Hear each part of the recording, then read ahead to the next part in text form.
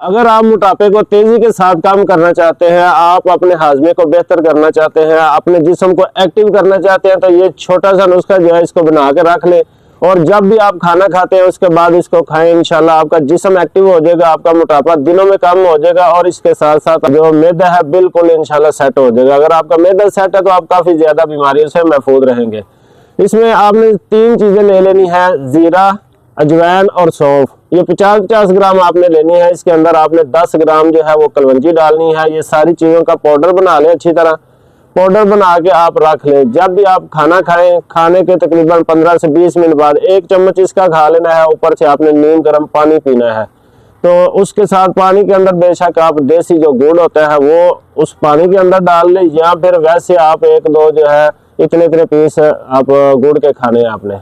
तो इंशाल्लाह ये दिनों के अंदर आपका मोटापा कम करेगा, आपके मैदे को दुरुस्त करेगा, आपके जिस्म को एक्टिव करेगा। अगर आप मजीद इस तरह की वीडियो देखना चाहते हैं तो हमारे चैनल को सब्सक्राइब कर दें। अस्सलाम वालेकुम वरहमतुल्लाह।